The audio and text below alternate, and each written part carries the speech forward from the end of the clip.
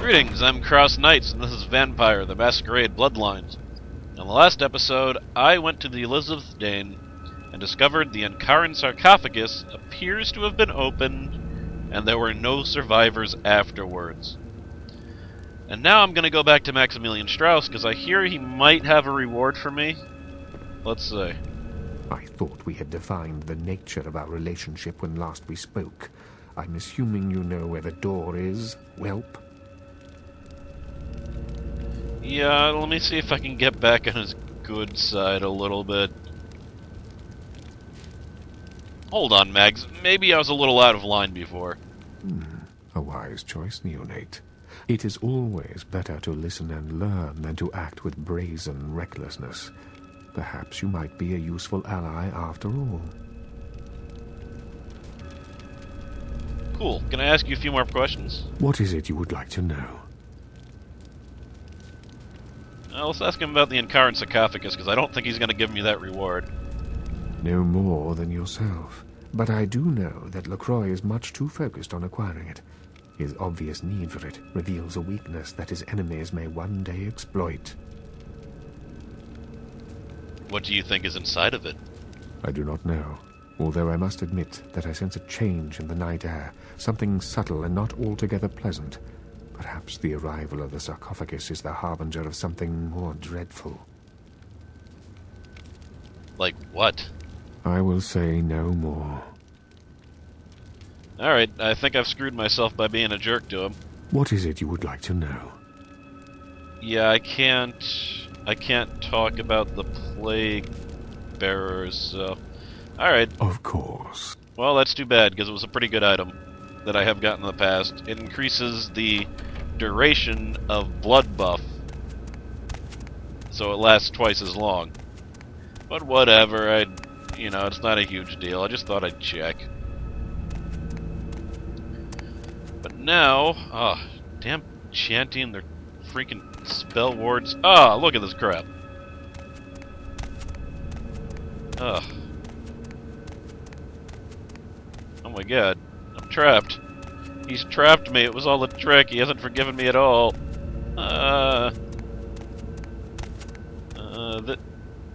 This way. Okay. That was close. Alright, well now I need to visit Grout's mansion, the Malkavian Primogen. Basically, every vampire race has a elder that serves as Primogen, and they all give counsel to the prince, who's above them all. And for some reason, the Malkavian Primogen appears to have gone silent and isn't answering anyone's phone calls, wherever the hell they answer. So I gotta see what's up with that. And this is a dead end, so... I'll see you at the cab once I figure out which way I'm supposed to go. Aha! A little bit of tricky editing here. I forgot to do something, so I'm stopping back here real quick before I go to the mansion. 2 minutes, newbie. All the time I've got to spare right now. Alright, if I ask the right questions, I can get him to give me a point of melee, so... Tell me about yourself. Came to California to get out of the Dust Bowl during the 30s. Been fighting this fight since the 40s when we kicked out the Cam. I was new to it all back then. Not a whole lot of people from those nights still around. And some of them are. They're just not anarchs anymore. Is it worth it to have to keep constantly fighting for LA? That's a stupid question. Freedom doesn't come cheap. At any time, you gotta be ready to defend it. A lot of blood's been shed for what we have. You must have learned a lot during that time. Any advice for me? Alright, this might help you out. I use guns, but most vamps get up close and personal. In that case, thing to do is to let them come in for the attack first, and dodge it or take it in the gut. Then use your blade to deliver the death blow. Time's up. Come around in a few nights if you're still alive. Maybe I'll have time to kill, but I doubt it. Badass. I now have a melee of 4, so I just saved 9 experience. Pretty awesome. That's definitely going to help me in the next area, too. I think he might have 1 or 2 things to tell me also. So what'd you find out? It was a slaughter. Whatever was in the sarcophagus killed everyone. No kidding. Well, I guess there's gotta be something in there then, huh? The Camarilla's gonna be scraping for answers when this gets out. You think it was an ancient then? You believe the legends? It's in the air, all right. I've been around longer than most, kid. And I've felt the change in the past few decades. It's in the blood. We're racing towards something. And picking up speed all the time. Yeah, I smell what you're cooking. You've seen the evidence with your own eyes. You're caught up in all of this. I wish I knew where it was leading. So, other than that, what else is new? Still working for LaCroix. Where you headed now? To find the missing Malkavian primogen. So a Malk's gone AWOL. If that caught LaCroix off guard, I don't know how he's dodged 100 years of sunrises. Later. I don't remember any of that conversation with Jack coming up. Well, I remember the sarcophagus part, but not the where you're heading. So I'm wondering if that's part of the restored content from the patch. But alright, now I'll meet you at the cab. Alright, that's better. Where to? Just drive. You'll notice there's a new option. Grout's Mansion. What the hell? It's Nines Rodriguez. Rodriguez. You. What are you doing here? Rodriguez. Yo, Nines, what's up? No. That wasn't really a yes or no question. You should get out of here. This place is bad news. Pardon me. Maybe for you, but for a badass like me. Nines. What the hell, man? Alright. Who am I to question the great Nines Rodriguez, who's clearly gone insane? Alright. She doesn't seem entirely sane. Oh, she's got a knife. Yeah, this mansion is filled with crazy people. And one of the interesting things about Malkavian ghouls is that when they give blood to humans, the humans kind of go insane also. And when you get the ghoul Heather, who I just got before in a few episodes ago, I haven't visited her at my home yet, if you're a Malkavian, she does start talking very oddly, just like you do.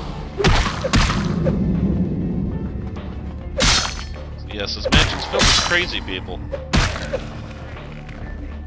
This is a pretty cool area. There's a bunch of tape recorders around, kind of like in BioShock, where you can find out stuff about Grout.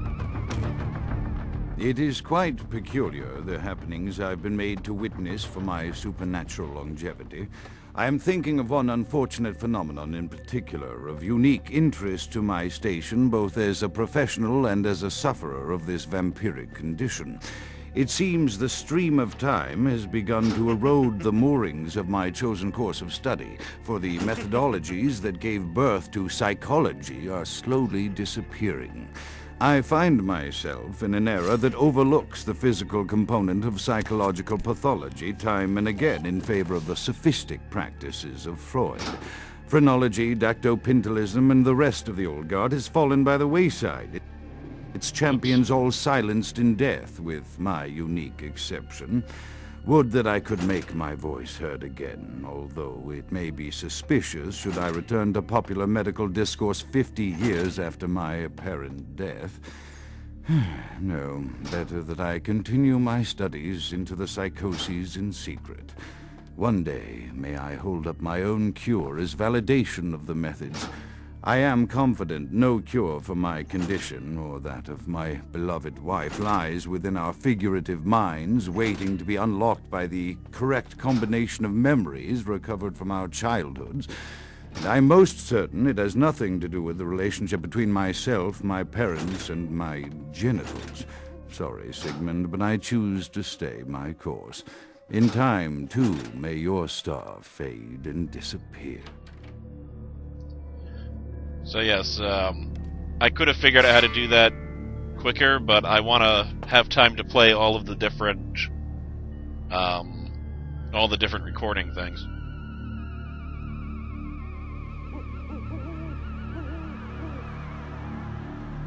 Also, this is not a dry run. I had some recording issues where my voice was too low because the microphone wasn't positioned correctly.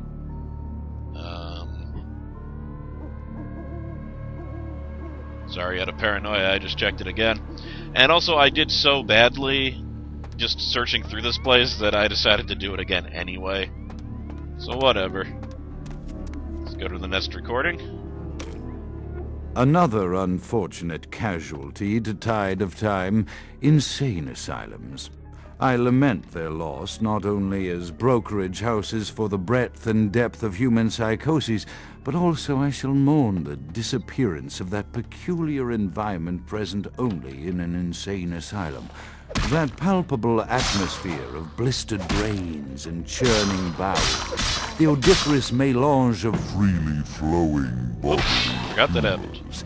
That gently rolling cacophony of distant sobs and screams, the muttered cursing at perceived enemies, and the blissful gurgling of the lobotomized, like a newborn babe discovering the sky. I shall still find test subjects as surely as I find bloody sustenance in the night, but this climate, I fear, may never be read.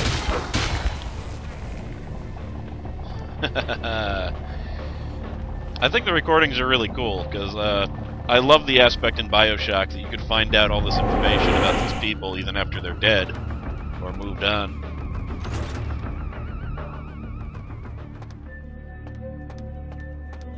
Got the axe. I gotta say, I don't really like the axe's stealth kill, but it is a really good weapon otherwise. Well, that wasn't a good angle, but I don't know, it just looks weird. He just, like, swings it around, and then, like, you don't even normally see them get hit with the axe, they just kind of fall down. I really need some blood, buddy. You are so kind to offer. I am an unstoppable killing machine. Next. Often I reflect with great regret on the missed opportunity that was my infector. Had I been conscious after the attack, I could have stopped the orderlies from locking her in the roaming pen. What I would give for just one interview, a few simple questions of the plague-ridden woman who met her end that dawn. Of course, there is no guarantee she would have been any more helpful than my current crop of test subjects, mewling wretches. Few could be called enthusiastic. Given the nature of the tests, I cannot expect the same fervor from all, but a modicum of cooperation would be appreciated. Animals. The one called John went so far as to gnaw off his arm and escape into the floorboards like some feral rodent. I still hear him scurrying about at night. He must be making an atrocious mess. Well, I missed a recorder because I didn't want to wait around for that other one to finish. Really hope the snowplows aren't audible from outside because they're pretty loud. I'm surprised that they're running. It's pretty late at night, and it hasn't snowed since yesterday. Or, well, 2 days ago, really. And there's no recording, so celerity. Way to run on the chairs.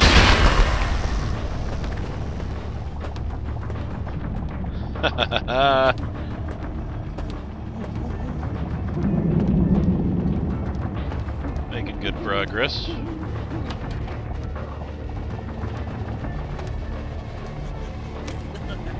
After decades of solitary study into this affliction, I have learned that it is by no means mine alone. Indeed, the city is home to an entire society of similarly afflicted individuals with whom I've only recently made contact. They are an understandably standoffish sort, by and large, but I have been able to confirm with them that the condition is indeed vampirism, which apparently comes in a multitude of strains, each with a spectacular set of symptoms such as invisibility and even a sort of lycanthropy. Through numerous official interactions with the governing body of this secret society, I have concluded that their fundamental understanding of the vampiric condition is woefully lacking and mired in suspicion and pseudo-religious dogma that would make a Turk balk for its strictness. Indeed, they seemed impressed with my studies and the eloquence with which I was able to present them. Apparently, the typical sufferer of my particular strain of vampirism is far from the vanguard of the King's English.